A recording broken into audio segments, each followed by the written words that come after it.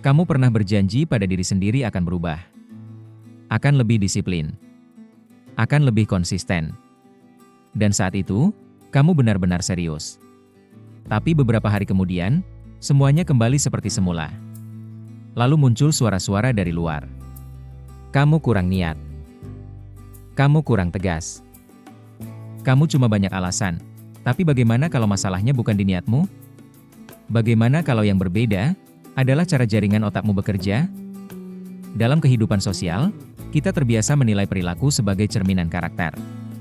Jika seseorang lupa janji, kita menganggap ia tidak peduli.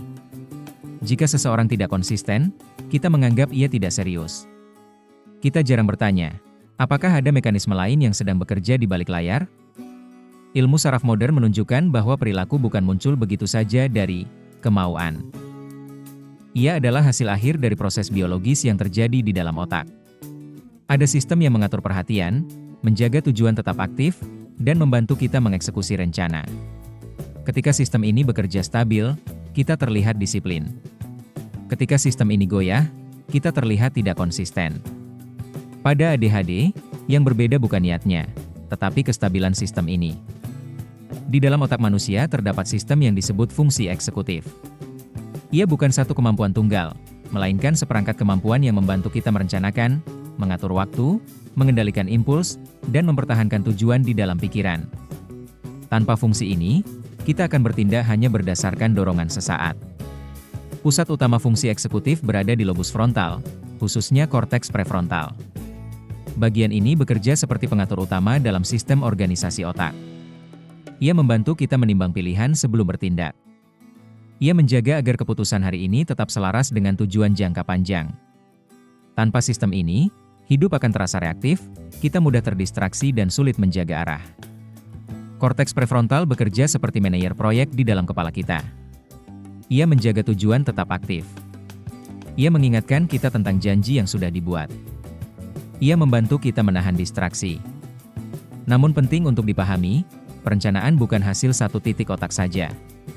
Ia merupakan hasil kerja jaringan yang saling terhubung, antara lobus frontal, area parietal, dan struktur lain yang mendukung perhatian serta kontrol diri. Jika koordinasi antar bagian ini tidak stabil, maka kemampuan mempertahankan rencana pun ikut terganggu. Seperti tim yang kehilangan sinkronisasi, bukan kehilangan anggota. Dalam ADHD, penelitian menunjukkan bahwa bukan ada bagian otak yang rusak. Yang berbeda adalah pola aktivasi dan koordinasi jaringan. Artinya, sistem ini bisa bekerja sangat baik dalam kondisi tertentu, misalnya ketika tugas menarik atau mendesak. Namun dalam situasi yang menuntut perencanaan jangka panjang dan monitoring mandiri, kestabilan aktivasi sulit dipertahankan. Inilah sebabnya seseorang bisa terlihat sangat mampu dalam satu momen, lalu tampak gagal di momen lain. Bukan karena kemauan berubah, melainkan karena efisiensi jaringan berubah. Individu dengan ADHD mampu membuat rencana. Mereka mampu memahami konsekuensi. Mereka mampu berniat dengan tulus. Masalahnya sering muncul di tahap berikutnya, mempertahankan rencana itu tetap aktif sampai waktu pelaksanaan. Ketika sistem monitoring internal tidak stabil, tujuan yang tadi jelas bisa memudar dari perhatian. Bukan karena diabaikan, tetapi karena tidak lagi berada di pusat fokus mental. Dalam istilah sederhana, niatnya ada, tapi penjaganya lelah. Dan ketika penjaga itu tidak aktif, distraksi lebih mudah mengambil alih. Banyak individu dengan ADHD memiliki kapasitas intelektual yang baik. Mereka memahami konsep, berpikir kritis, bahkan sangat kreatif. Kapasitas ini sering membuat orang lain bingung. Kalau pintar, kenapa tidak konsisten? Karena fungsi eksekutif berbeda dari kecerdasan. Kecerdasan membantu kita memahami. Fungsi eksekutif membantu kita mengeksekusi secara konsisten. Seseorang bisa sangat mampu memahami strategi besar, tetapi kesulitan memulai langkah kecil yang berulang setiap hari.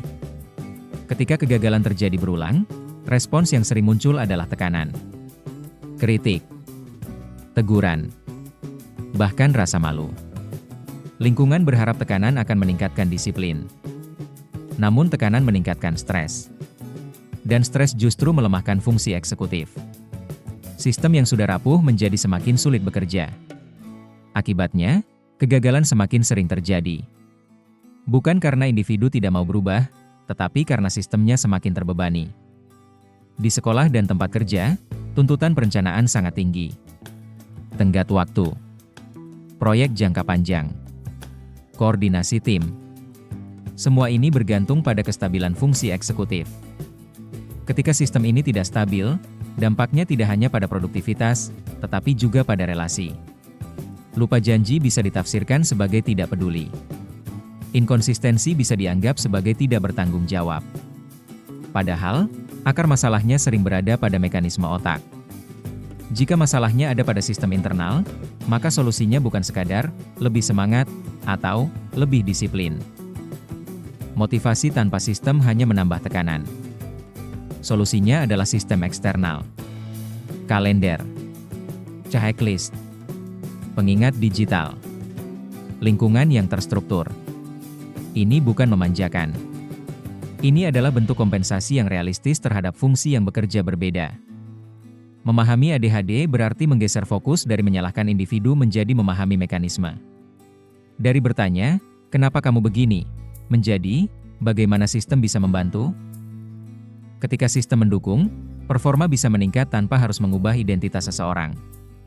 Karena tujuan akhirnya bukan membuat otak ADHD menjadi otak lain, tapi membantu otak itu bekerja seoptimal mungkin dalam konteks nyata. Mungkin selama ini kamu mengira dirimu kurang disiplin. Mungkin kamu terlalu sering menyalahkan diri sendiri. Tapi jika yang berbeda adalah jaringan otakmu, maka pendekatannya juga harus berbeda. Bukan mempermalukan diri. Bukan memaksa lebih keras. Tapi memahami, lalu menyesuaikan. Jika video ini membantu kamu memahami ADHD dengan cara yang lebih adil dan ilmiah, bantu sebarkan pemahaman ini. Karena semakin banyak orang memahami bahwa ini bukan masalah karakter, semakin sedikit orang yang harus tumbuh dengan rasa bersalah yang tidak perlu.